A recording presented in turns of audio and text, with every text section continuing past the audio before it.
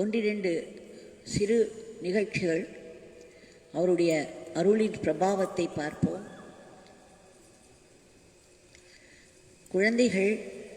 குழந்தைகளும் தெய்வமும் கொண்டாடும் இடத்திலே என்பார்கள். குழந்தைகளை அன்போடு கொண்டாடினால்தான் அவைகள் நம்மிடம் ஒட்டிக்கொள்ளும். அதேபோல் தெய்வமும் தான். தெய்வத்தை நிந்தனை செய்வதால் நமக்குத்தான் இழப்பு. அந்த தெய்வத்தை கொண்டாடும் அளவிற்குத்தான் நமக்கு அதனுடைய அருள் எப்பொழுதும் இருந்து கொண்டே இருக்கிறது. தெய்வம் என்றுமே அருளை இழுத்து கொள்வதில்லை. பகவான் சொல்லிக்கொண்டே இருப்பார். எல்லா பக்கங்களிலும் எல்லா நேரிலும் அருளானது மழை போல் பொழிந்து கொண்டே இருக்கிறது என்று. ஆனால் அந்த தெய்வத்தை கொண்டாடும் இடத்தில்தான் அந்த அருள் சக்தியை உணர முடியும். நம் மனம் தூய்மைப்பட்டு அந்த அருள் சக்தியை உணரும் தன்மையை பெறும். அதனால் இந்த குழந்தைகளுக்கு அந்த தூய்மை அந்த உலகத்தின் கரை படிய ஆரம்பிக்கவில்லை. அந்த தூய்மை இயற்கையாக இருக்கும். அவர்களிடம் இந்த ஸ்பான்டேனிட்டி என்று சொல்வோம், அது நிறைய இருக்கும். எதையும் திட்டமிட்டு சுயநலத்தோடு ஒரு காரியத்தை செய்து ஆதாயம் தேடிக்கொள்ளாத வெகுளித்தனமான ஒரு மனப்பான்மை இருக்கும். நான் இன்றைக்கு அந்த ஒரு குழந்தையிடம் பகவான் விளையாடி இதை பார்ப்போம். சிறிய நிகழ்ச்சி தான், ஆனாலும் பகவான் எப்படி அருள் செய்கிறார் என்று பார்க்கலாம். திருமதி லக்ஷ்மி, திரு சவுண்டப்பன் என்ற ஒரு தம்பதியர் அம்பிகா செல்வராஜ் அவர்கள் அழைத்து வந்தார்கள் பாத பூஜை செய்வதற்காக. அவருடைய அந்த குழந்தை ரேஷ்மிகா மிகவும் சுட்டி, சுறுசுறுப்போடு அங்கும் இங்கும் ஓடிக்கொண்டிருப்பவள். ரொம்ப இன்டெலிஜென்ட் குழந்தை. ஆனால் அவளுக்கு அடிக்கடி உடல்நலக் குறைவு ஏற்பட்டு கொண்டே இருந்தது. அதற்காக அவர்கள் பகவானுடைய பாத பூஜை செய்ய வேண்டும் என்று ஆசிரமத்திற்கு வந்திருந்தார்கள். அவளுக்கு 4 வயது தான். குழந்தைகளுக்கு பாத பூஜை எல்லாம் மிகவும் போரடிக்கும் அல்லவா? அவர்களால் ஒரு இடத்திலிருந்து அவர்களுக்கு நாம் கையில் கொடுத்து பண்ண சொன்னால் அவர்கள் சுவாரஸ்யமாக பண்ணுவார்கள். ஆனால் அது ஒரு ஆசிரமத்தில் ஒரு குறிப்பிட்ட நேரத்திற்குள் ஒரு பூஜையை முடித்து அடுத்த சேவைக்கு செல்ல வேண்டும் என்ற நிலையில் அது சாத்தியமில்லை. அந்த குழந்தை மிகவும் அழுது அந்த பாத பூஜை செய்யும் தன்னுடைய தாய் தந்தரை தொந்தரவு பண்ணிக்கொண்டே இருந்தார். இதை பார்த்த நான் அந்த குழந்தையிடம் ஒரு பேப்பரையும் பேனாவையும் கொடுங்கள், அது ஒரு ஓரத்தில் போய் அமர்ந்துவிடும், அதன் பிறகு இந்த மாதிரி ஒரு தொந்தரவு இருக்காது என்று பகவானால் உந்தப்பட்டு சொன்னேன். உடனேயே அவர்கள் அந்த குழந்தையின் கையில் ஒரு பேப்பரையும் பேனாவையும் கொடுத்தார்கள். அந்த குழந்தையிடமிருந்து அதன் பிறகு தொந்தரவு எதுவுமே இல்லை. அந்த குழந்தை மிகவும் சமத்தாக அந்த பேப்பரையும் பேனாவையும் எடுத்துக்கொண்டு பகவானுடைய மூர்த்தி, ஷிலாமூர்த்தி உயிரோட்டமாய் நின்று கொண்டு ஆசீர்வாதம் செய்து கொண்டிருக்கிறாரே, அவருடைய அருகில் சென்று போய் அமர்ந்து விட்டது. எழுத்தார் போல் நம்முடைய பிரதான் மந்திர் ஜன்னல்கள் அடுத்தடுத்து இருப்பதை பார்த்தது. அது ஏதோ வரைய ஆரம்பித்தது. அம்பிகா அவர்கள் அருகே சென்று என்ன வரைகிறாய் என்று கேட்டபோது, அதோ அந்த ஜன்னலை வரைகிறேன் என்று சொல்லிற்று. அது வரைந்ததில் பார்த்தால் அந்த ஜன்னல் ஒரு வண்ணாத்தி பூச்சி போல் இருந்தது. மிகவும் ஆச்சரியம். பகவானுடைய அருகிலே அமர்ந்து கொண்டு அந்த குழந்தை வரைந்து கொண்டிருக்கிறது. அந்த ஜன்னல் வண்ணாத்தி பூச்சி வடிவில் வந்துவிட்டது. உடனே அம்பிகா அவர்கள் சொன்னார்கள், நீ ஜன்னலை போட்டாய், இது என்ன வண்ணாத்தி பூச்சியாக வந்திருக்கிறது என்று. ஆமாம், வண்ணாத்தி பூச்சி வந்துவிட்டது என்று சொல்லி அந்த குழந்தை கைகூட்டி சிரித்தது. அம்பிகா சொன்னாள், நீ வரைந்து கொண்டிரு, கண்டிப்பாக பகவான் உனக்கு ஒரு பரிசு தருவார் என்று. ஒரே குதூகலம். அந்த பாத பூஜை நன்றாக முடிந்தது. அவர்கள் அந்த பாதத்தை தூக்கி கொண்டு 10வது காட்டேஜில் அதனுடைய இடத்தில் சென்று அமர்த்திவிட்டு டைனிங் ஹால் வழியாக திரும்பிக் கொண்டிருந்தார்கள். பகவான் எதிரில் அம்பிகா அவர்கள் சொன்னார்கள் அல்லவா, நீ வரைந்து கொண்டிரு, பகவான் உனக்கு ஒரு பரிசு தருவார் என்று. ஆனால் அந்த பரிசு என்னவென்று யாருமே நினைக்கவில்லை. குழந்தைகளிடம் சாக்லேட்டை பேசுவதற்கு எனக்கு பயம். ஏனென்றால் குழந்தைகளின் தாய்மார்கள் அந்த சாக்லேட்டை விரும்புவதில்லை. நிறைய தாய்மார்கள் குழந்தைகளுக்கு அந்த பழக்கத்தை ஏற்படுத்தாமல் மிகவும் கவனமாக இருந்து வருகிறார்கள். அது நல்லது தான். அதனால் அந்த மாதிரி சொல்வதை எல்லாம் விட்டுவிட்டேன். ஆனால் இந்த பேப்பரும் பேனாவும் எப்பொழுதும் ஒரு மேஜிக் தான். குழந்தைகள் எப்படியோ மிக கவனத்தோடு அதில் ஈடுபட்டு விடுவார்கள். ஏதேதோ கிறுக்கி கொண்டிருந்தால் கூட அவர்களுக்கு அது மிகவும் முக்கியமானதாக தெரியும். அந்த சமயம் பிரதான் மந்திரில்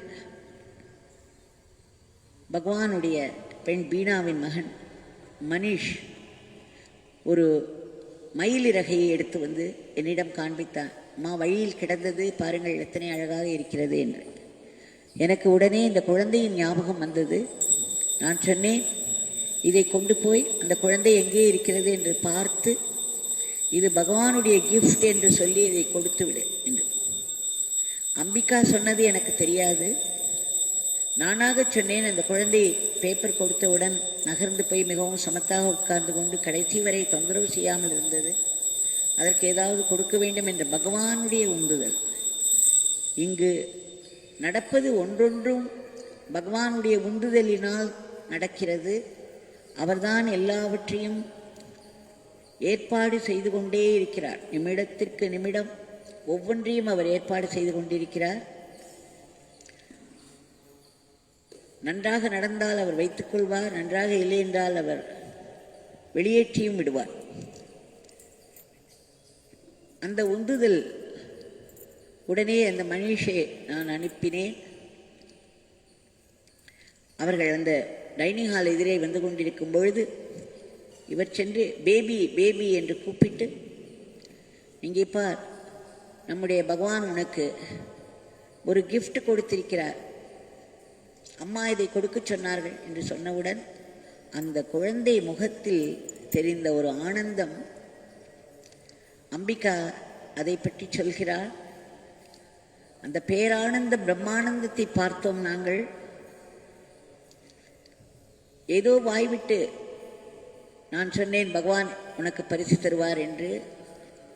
ஆனால் அந்த பரிசு இந்த அழகான மயிலிறகாய் வந்தபோது அந்த குழந்தையின் முகத்தில் பார்த்த ஆனந்தம் பிரமிப்பை தந்தது. பகவான் எப்படியெல்லாம் பரிசு தருகிறார் என்று பாருங்கள். அந்த குழந்தை அதை யோகி தாத்தா யோகி தாத்தா என்று கொண்டாடி கொண்டாடி அந்த மயிலிறகை அத்தனை அழகாய் வைத்து கொண்டதாம், பக்தியோடு வைத்து கொண்டதாம். இன்றைக்கு அவர்களுடைய பூஜை அறையில் அந்த மயிலிறகு நிரந்தரமாய் இடம்பெற்று விட்டது, வழிபாட்டுக்குரியதாக ஆகிவிட்டது.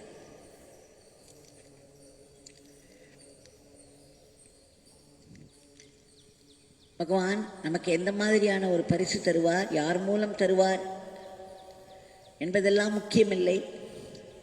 அது பகவானிடமிருந்து வந்த பரிசு என்பதுதான் முக்கியம். அதற்கு நாம் எவ்வளவு பெரிய மதிப்பை தருகிறோம், எப்படி அதை வழிபடு பொருளாக நாம் ஆக்குகிறோம் என்பதுதான் முக்கியம்.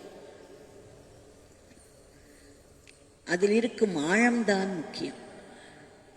அதற்கு தகுந்தவாறு அதனுடைய பலனை நம்மால் உணர முடியும். பலன் எப்பொழுதும் இருக்கும், அருள் எப்பொழுதும் இருக்கிறது, அதனுடைய பலன் எப்பொழுதும் இருக்கிறது. அதனுடைய ஆழத்தை உணரும் சக்தி நமக்கு இல்லை. நம் மனம் தூய்மையானதாக இல்லை. அதில் எப்பொழுதும் கோபம், துக்கம், பயம், பொறாமை போன்ற உணர்ச்சிகள் நிரம்பிக்கொண்டே இருக்கின்றன. அத்தனையும் அழுக்குகள். அந்த அழுக்குகள் எத்தனையோ ஜென்மங்களாய் தொடர்ந்து வந்து மிகவும் கெட்டியாக ஆகிவிட்டது. இந்த நாமா இருக்கிறதே, அது ஒரு டிட்டர்ஜென்ட் சோப் மாதிரி. ஒரு நாமமும் நமக்குள்ளே இருக்கக்கூடிய எதிர்மறை எண்ணங்களை எல்லாம் போக்கி சுத்தம் செய்வதற்குத்தான். இதைத்தான் நாம் டிரான்ஸ்ஃபர்மேஷன் என்று சொல்கிறோம். பகவான் சொல்லியிருக்கிறார், ஒரு நாமம் கூட வீணாவதில்லை என்று. பகவான் நம் அனைவருக்கும் ஏதோ ஒரு விதத்தில் ஏதோ ஒரு பரிசு கொடுத்து கொண்டே தான் இருக்கிறார். நாம் தான் அதை கண்டுகொள்ளும் சக்தியற்றவர்களாக இருக்கிறோம். அதை கண்டுகொண்டாலும் அதற்கு நாம் ஒரு பெரிய மதிப்பு எதுவும் கொடுப்பதில்லை, அதை வழிபடு பொருளாக நினைப்பதில்லை.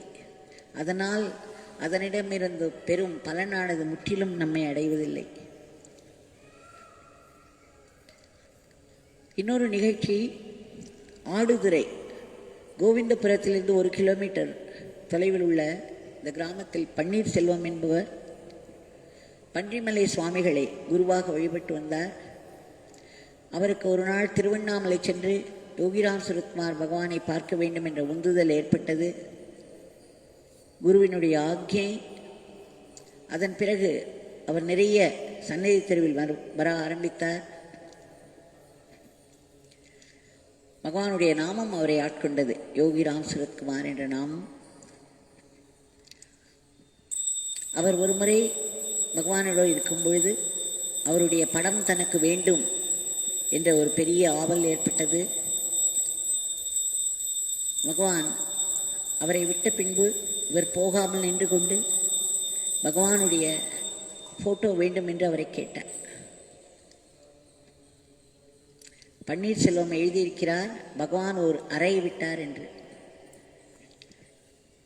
மிகவும் ஆச்சரியமான விஷயம். பகவான் முதுகில் தட்டி பார்த்திருக்கிறேன்.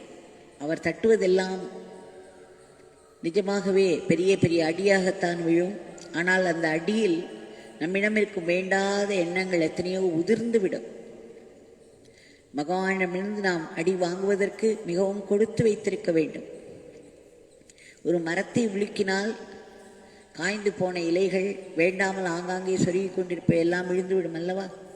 அந்த மாதிரி ஒரு தெய்வத்தினுடைய அடி நம்மிடம் பலமாக விழும்பொழுது நம்மிடம் கெட்டியாக ஒட்டி கொண்டிருக்கும் எத்தனையோ அழுக்குகள் உதிர்ந்து விடும்.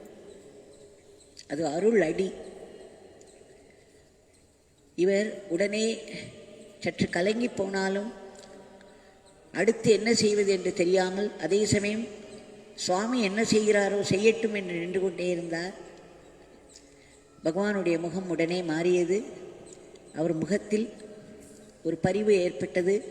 உடனே அவரை அழைத்து கொண்டு சன்னதி தெரு வீட்டுக்குள் சென்று பன்னீர்செல்வம் சொல்கிறார், ஒரு ஸ்டூலை போட்டு அதன் மேல் பகவானே ஏறி அங்கு தொங்கிக் கொண்டிருந்த, அங்கு ஒரு 17 படங்கள் தொங்கிக் கொண்டிருக்கும். இன்றைக்கும் சன்னதி தெரு வீட்டிற்குள் செல்பவர்கள் அதை பார்க்கலாம். ஒரே மாதிரியான படம், பகவான் பூஜைக்கென்று மட்டுமே கொடுக்கக்கூடிய படம், அவருடைய திருக்கைகளாலேயே வழங்கும் படம். பகவான் அன்றைக்கு ஒரு ஸ்டூல் போட்டு அதன் மேல் ஏறி நின்று மாட்டியிருந்த ஒரு படத்தை எடுத்து கீழே இறங்கி அவருடைய கைகளில் அளித்தார். அவர் அதை கொண்டாடி வணங்கி வருகிறார். ஆசிரமத்திற்கு அவர் பல வருஷங்களாக வரவில்லை. ஆனாலும் பகவானுடைய நாமத்தை சொல்வதை அவர் நிறுத்தவில்லை. இப்பொழுது கோவிந்தபுரத்தில் ஸ்ரீ முரளிதர சுவாமிகள் திரு கிருபாகரமூர்த்தி அவர்கள் குடும்பத்தினருடன் ஒரு பகவானுக்கு ஒரு கோவில் கட்டியுள்ளார். ஆடுதுறை பன்னீர்செல்வம் அங்கே சென்று வழிபடுவாராம். அவர் சொல்கிறார், ஒரு இளைஞனை அவர் ஸ்வீகார புத்திரனாக நினைத்து வந்தார், பாசம் காட்டி வந்தார். ஆனால் திடுமென்று சூழ்நிலை காரணமாக ஒரு 10 மாதங்களாக அந்த பையனிடம் எந்த தொடர்பும் இல்லாமல் போய்விட்டது. இவர் மிகவும் அன்பு செலுத்தி வந்த, தன்னுடைய மகனைப் போல் பார்த்து வந்த அந்த இளைஞனிடமிருந்து தொடர்பு விடுபட்டது. 10 மாதங்களாக எந்த ஒரு செய்தியும் இல்லை. அப்பொழுது அவர் வந்து இந்த கோவிந்தபுரத்தில் உள்ள நம்முடைய பகவானுடைய மூர்த்தியின் முன்பு ஒரு பிரார்த்தனையை வைத்தாராம். எப்படியாவது என்னுடைய அந்த மகனை நான் பார்க்க வேண்டும், அவரை என்னிடம் கூட்டி வைப்பீர்கள் என்று சொல்லி எழுதி வைத்தாராம். அவர் சொல்கிறார், அது அந்த பிரார்த்தனையை சமர்ப்பித்த 3வது நாள் அந்த மகனிடமிருந்து ஃபோன் கால் வந்தது. இன்னும் 45 நிமிடங்களில் நான் வந்து உங்களை சந்திக்கிறேன் என்று. கோவிந்தபுரத்தில் இருக்கும் நம்முடைய பகவானுடைய மூர்த்தி ஸ்ரீ ஸ்ரீ முரளிதர சுவாமிகளின் பொற்கரங்களால் வைக்கப்பட்டது. அங்கு வெகு சிறப்பாக அபிஷேகம் ஆராதனை நடந்து வருகிறது. அத்தனை பவரோடு இது இயங்கி வருகிறது. இதே மாதிரி பல பக்தர்கள் என்னிடம் வந்து சொல்கிறார்கள், அங்கு சென்று நாங்கள் வேண்டிக் கொண்டோம், அங்கு சென்று நாமங்கள் சொன்னோம், எங்களுக்கு இது நடந்தது அது நடந்தது என்று.